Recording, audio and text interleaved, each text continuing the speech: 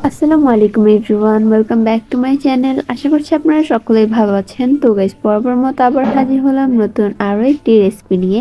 আজকে আমি আপনাদের সাথে শেয়ার করব পাউরুটি দিয়ে পিৎজা রেসিপি। এটা কিন্তু খুব সহজ একটা রেসিপি, যে কেউ এটা বানাতে পারবেন ঘরে থাকা সামান্য কিছু উপকরণ দিয়ে। তো এটা বানানোর জন্য প্রথমে আমি নিয়ে নিচ্ছি মুরগির মাংস। তো এখানে আমি নিয়েছি হাফ কাপের মতো মুরগির মাংস। আর এটাকে কিন্তু আপনারা এরকম ছোট ছোট করে টুকরা করে নেবেন। তো এখন আমি এটার মধ্যে আস্তে আস্তে মশলাগুলো অ্যাড করব। এখানে আমি দিয়েছি হাফ টিস্পুনের মতো গোলমরিচের গুঁড়া। তারপর আমি এখানে দিব সামান্য কিছুটা মরিচের গুঁড়া, সামান্য কিছুটা দিব জিরার গুঁড়া।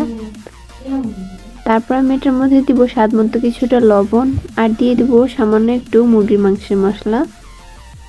এখন এখানে আমি দিয়ে দিয়েছি চিমটি পরিমাণের এলাচের গুঁড়া। এটা দিলে কিন্তু খুব সুন্দর একটা ফ্লেভার আসে। তো এখানে আমি দিয়েছি 1 টেবিল চামচ সয়া সস। তো এখন এটাকে ভালো মতো মিশিয়ে নিতে হবে।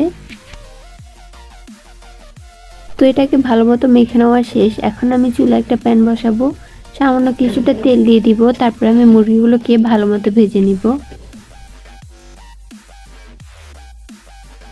মুরগিটা থেকে যে পরিমাণে পানি বের হবে ওটা দিয়ে কিন্তু এটা ভালো মতো সিদ্ধ হয়ে যাবে। তো এটাকে আমি চুলা থেকে নামিয়ে নিব। এখন আমি নিয়ে নিচ্ছি পাউরুটি। এখানে আমি প্রায় 5টার মতো পাউরুটি নিয়েছি। পাউরুটিটাকে ভালো মতো ছোট ছোট টুকরা করে নিয়ে নিব একটা বাটিতে। তারপর এটার মধ্যে দিয়ে দিব একটা ডিম।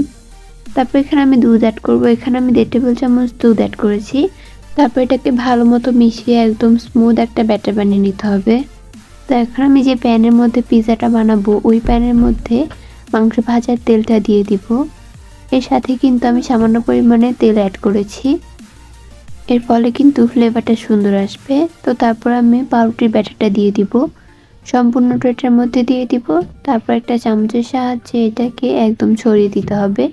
পিৎজার শেপ সাধারণত গোল হয়, তো এর জন্য আমি এটাকে গোল করে নিব। আর পিৎজা সবসময় সাইড দিয়ে একটু উঁচু হয়, যার কারণে আমি সাইড দিয়েও এই চামচটার সাহায্যে উঁচু উঁচু করে দিয়েছিলাম। এ পর্যায়ে কিন্তু চুলার আঁচটা একদম লো আঁচে থাকতে হবে।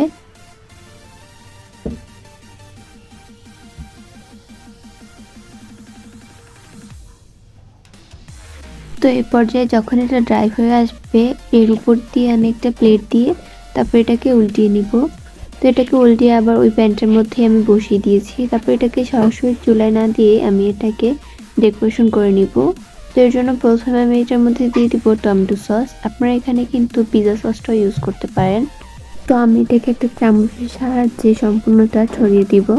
তারপর আমি যে মাংসটা ভেজে রেখেছিলাম ওটা একটু দিয়ে দিব, আর দিয়ে দিব কিউব করে রাখা পেঁয়াজ।